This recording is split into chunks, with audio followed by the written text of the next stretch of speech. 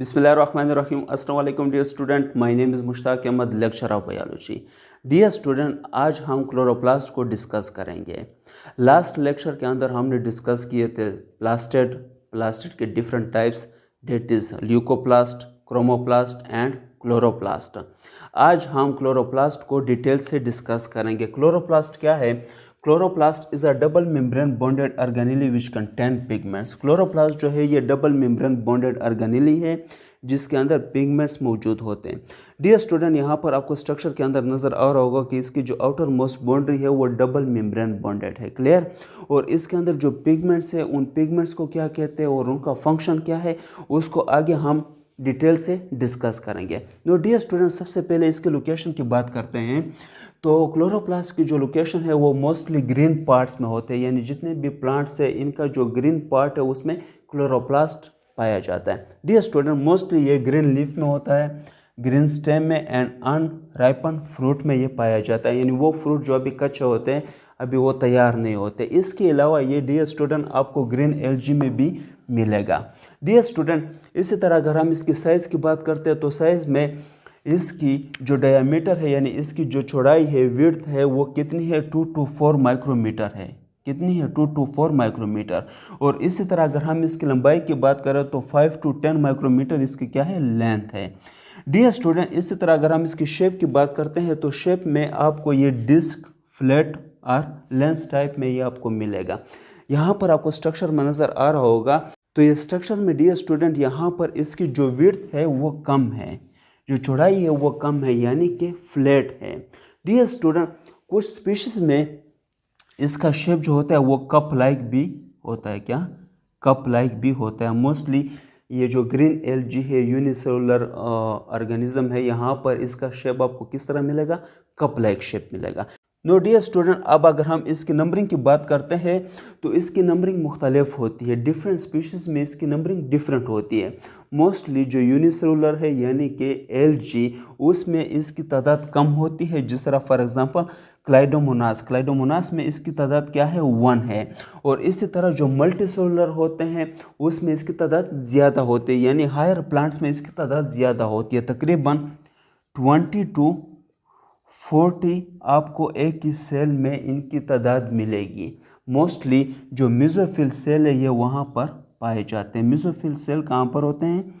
ये प्लांट्स के लीफ के अंदर होते हैं और इनमें इनकी तादाद 20 to 40 तक आपको मिलेगी। नो डियर स्टूडेंट, इसी तरह अगर हम इसके स्ट्रक्चर की बात करते हैं तो जिस तरह मैंने पहले कहा कि क्लोरोप्लास्ट क्या है? डबल मेम्ब्रेन बॉन्डेड ऑर्गेनेली है। तो इसकी जो आउटर बाउंड्री है, क्लियर, इसको हम कहते हैं आउटर लेयर। क्या कहते हैं? Outer layer. इसी तरह इसकी जो अंदर वाली साइड की बाउंड्री है इसको हम क्या कहते हैं? इनर लेयर कहते हैं। क्या कहते हैं? इनर लेयर कहते हैं। नो डियर स्टूडेंट, इस स्ट्रक्चर के अंदर आपको 2 मेन पार्ट्स नज़र आएंगे। क्लियर?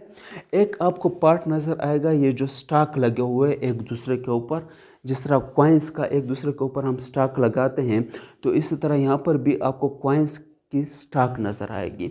तो ये जो कॉइन्स का स्टॉक है इन सब को हम क्या कहते हैं? इन सब को नाम देते हैं हम क्या? ग्रेना। क्या नाम देते हैं? ग्रेना। नो डियर स्टूडेंट, पहले हम ग्रेना के बारे में बात करते हैं, फिर जो नेक्स्ट पार्ट होगा उसके बारे में हम डिटेल से बात करेंगे। तो डियर स्टूडेंट, इन सब को हम इकट्ठा क्या नाम देते हैं? ग्रेना। लेकिन ये जो सिंगल स्टॉक है, सिंगल स्टॉक, इस सिंगल स्टॉक को हम क्या नाम देते हैं? इस सिंगल स्टॉक को हम नाम देते हैं क्या? ग्रेनम। क्या नाम देते हैं? ग्रेनम। नो डियर स्टूडेंट,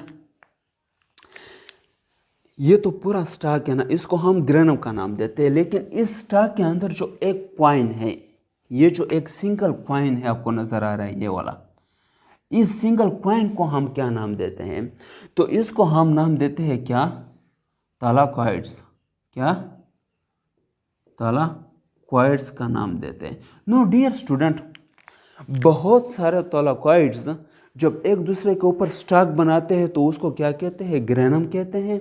और इसी तरह बहुत सारे ग्रेनम जब वापस में मिलते हैं उसको हम क्या कहते हैं? ग्रेना कहते हैं। डियर स्टूडेंट, ये जो एक ग्रेनम है ये दूसरे ग्रेनम के साथ क्या है? अटैच है। लेकिन किस जिसके थ्रू अटैच है। यहाँ पर आपको एक ब्रिज नज़र आएगा इन दोनों के दरमियान। इस ब्रिज को हम क्या नाम देते हैं? इस ब्रिज को हम नाम देते हैं क्या? इंटरग्रेनम। क्या नाम देते हैं? इंटरग्रेनम। या फिर हम इसको क्या कहते हैं? स्ट्रोमल लेमिला भी इसको कहते हैं, स्ट्रोमल लेमिला भी इसको हम नाम देते हैं। नो डियर स्टूडेंट, अब हम आते हैं सेकंड पार्ट के ऊपर। तो सेकंड पार्ट जो इसके अंदर है उसको हम क्या कहते हैं? स्ट्रोमा कहते हैं। क्या कहते हैं? Stroma. No dear student, stroma क्या है? ये जो खाली स्पेस आपको नज़र आ रही है, असल में ये खाली नहीं होती, यहाँ पर डिफरेंट किस्म के सब्सटेंसेस होते हैं। डियर स्टूडेंट, ये सब्सटेंस में कौन कौन से सब्सटेंस होते हैं? बेसिकली यहाँ पर आपको डीएनए मिलेगी, यहाँ पर आपको आरएनए मिलेगी, क्योंकि जहाँ पर डीएनए होती है वहाँ पर आरएनए भी होते हैं। इसके अलावा यहाँ पर आपको राइबोसोम्स भी मिलेंगे, लेकिन राइबोसोम्स जो यहाँ पर होंगे वो 70S होंगे, यानी जिस तरह प्रोकैरियोटिक्स में होते हैं, तो यहाँ पर भी आपको 70S राइबोसोम मिलेंगे। इसके अलावा यहाँ पर प्रोटीन्स भी आपको मिलेंगे और प्रोटीन के साथ यहाँ पर डिफरेंट किस्म के एंजाइम्स भी आपको मिलेंगे। नो डियर स्टूडेंट, तो मेनली ये दो पार्ट्स है, एक है ग्रेना और दूसरा है स्ट्रोमा। डियर स्टूडेंट, यहाँ पर मैंने जिक्र किया कि इसके अंदर क्या है? डीएनए है, आरएनए है और इसके अंदर राइबोसोम भी प्रेजेंट है। तो इसका मतलब क्या है? इसका मतलब ये है कि जो क्लोरोप्लास्ट है इसको हम कह सकते हैं कि ये क्या है? ये सेल्फ रिप्लिकेटिंग ऑर्गेनेली है। क्या है? सेल्फ रिप्लिकेटिंग ऑर्गेनेली है। क्यों सेल्फ रिप्लिकेटिंग ऑर्गेनेली है? क्यों? क्योंकि जिस तरह माइटोकॉन्ड्रिया का हमने जिक्र किया था कि माइटोकॉन्ड्रिया के अंदर डीएनए होती है, आरएनए, प्रोटीन, एंजाइम्स होते हैं, राइबोसोम्स होते हैं, तो वो खुद को डिवाइड कर सकती है, खुद को रिप्लिकेट कर सकती है। तो इसी तरह जो क्लोरोप्लास्ट है ये भी खुद को डिवाइड कर सकता है। क्यों? क्योंकि इसके अंदर खुद अपनी डीएनए भी है, आरएनए, राइबोसोम, प्रोटीन, एंजाइम इसके अंदर प्रेजेंट है। तो ये भी इस चीज़ के कैपेबल है कि ये खुद को डिवाइड कर सके। नो डियर स्टूडेंट, जो सबसे पहले मैंने डिस्कस किया था जिस पार्ट को, उसको हम ग्रेना कहते हैं और एक स्टॉक को हम ग्रेनम कहते हैं। और इसी एक स्टॉक के अंदर जो एक कॉइन है, एक कॉइन आपको नज़र आ रहा होगा, एक डिस्क लाइक शेप आपको नज़र आ रहा होगा, इसको हमने क्या नाम दिया था? थैलेकॉइड्स का। तो बेसिकली जो पहले मैंने बात की थी कि ये डबल मेम्ब्रेन बॉन्डेड ऑर्गेनेली है और इसके अंदर क्या है? पिगमेंट्स मौजूद होते हैं। सही है? तो वो पिगमेंट्स कहाँ प्रेजेंट होते हैं? वो किस पार्ट में प्रेजेंट होते हैं? तो बेसिकली पिगमेंट्स जो है वो थैलेकॉइड्स के अंदर होते हैं। किसके अंदर? थैलेकॉइड्स के मेम्ब्रेन के ऊपर प्रेजेंट होते हैं। इसी तरह तो ये एक थैलेकॉइड है और इस थैलेकॉइड के मेम्ब्रेन के ऊपर क्या प्रेजेंट होते हैं? पिगमेंट्स प्रेजेंट होते हैं। इन पिगमेंट्स को हम क्या नाम देते हैं? इन पिगमेंट्स को हम नाम देते हैं किस चीज़ का? ये ग्रीन इन कलर होते हैं, इसको हम क्या कहते हैं? क्लोरोफिल। डियर स्टूडेंट, इन पिगमेंट्स को हम क्या कहते हैं? क्लोरोफिल कहते हैं। और ये कहाँ पर प्रेजेंट होते हैं? ये इन थैलेकॉइड्स में प्रेजेंट होते हैं। तो डियर स्टूडेंट, अब अगर हम इसके फंक्शन के ऊपर बात करें तो इसका जो सबसे इम्पॉर्टेंट फंक्शन है वो क्या है?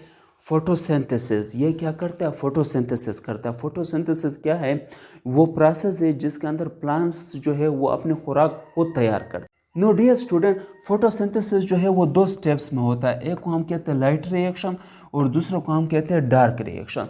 तो डियर स्टूडेंट, लाइट रिएक्शन जो है वो कहाँ पर होता है? वो ग्रेना में होता है। किस पार्ट में होता है? ग्रेना में। ग्रेना में ये कहाँ पर होता है? ग्रेना में बेसिकली ये कहाँ पर होता है? ये थैलेकॉइड्स के अंदर होते हैं। क्यों? क्योंकि पिगमेंट्स जो है वो थैलेकॉइड्स के अंदर मौजूद है।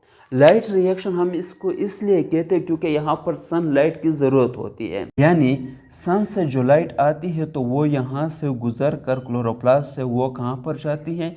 इन्हीं थैलेकॉइड्स में जाती है। और इन थैलेकॉइड्स की मेम्ब्रेन के ऊपर क्या मौजूद है? क्लोरोफिल मौजूद है। तो ये क्लोरोफिल क्या करते हैं? ये लाइट को एब्जॉर्ब करते हैं। तो जब ये लाइट को एब्जॉर्ब करते हैं तो उसके रिजल्ट में ये दो चीज़ें बनाती हैं। एक ये यहाँ पर एटीपी की सिंथेसिस होती है और दूसरा यहाँ पर एक और मॉलिक्यूल बनता है जिसको हम क्या कहते हैं? NADPH2 coenzyme. No dear student, यहाँ पर ये दो मॉलिक्यूल बनते हैं। एक ATP और दूसरी क्या है NADPH2, ये दोनों क्या है हाई एनर्जी मॉलिक्यूल है।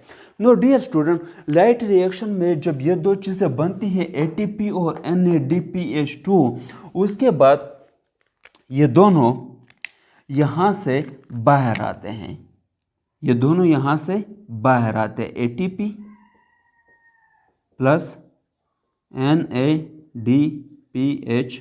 तो डियर स्टूडेंट, ये दोनों मॉलिक्यूल जब बाहर आते हैं ATP और NADPH2, तो जिस तरह मैंने पहले कहा कि ये दोनों क्या है हाई एनर्जी मॉलिक्यूल है। तो डियर स्टूडेंट, यहाँ पर स्ट्रोमा के अंदर दूसरा रिएक्शन होता है जिसको हम क्या कहते हैं डार्क रिएक्शन कहते हैं। डार्क रिएक्शन इसलिए नहीं कहते कि ये अंधेरे में होती है, बल्कि ये लाइट के अपोजिट है, यानी कि यहाँ पर लाइट का यूज़ नहीं होता, तो इसलिए हम इसको डार्क रिएक्शन का नाम देते हैं। नो डियर स्टूडेंट, यहाँ स्ट्रोमा के अंदर क्या होता है, कार्बन डाइऑक्साइड की फिक्सेशन होती है, किसकी मदद से, ATP और NADPH2 की मदद से कार्बन डाइऑक्साइड की फिक्सेशन होती है। डिफरेंट एंजाइम्स भी इसमें इन्वॉल्व होते हैं और यही कार्बन डाइऑक्साइड पे कन्वर्ट हो जाता है किस चीज़ में, ग्लूकोज में। किस चीज़ में, ग्लूकोज में।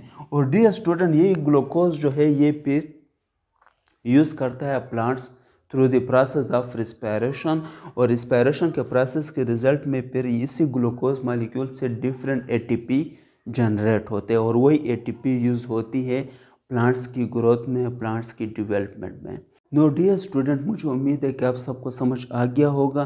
फिर भी अगर किसी को कहीं पे समझ नहीं आया तो वो कमेंट में मुझसे पूछ सकता है, मैं उस चीज़ को एक्सप्लेन करूँगा। Thank you very much.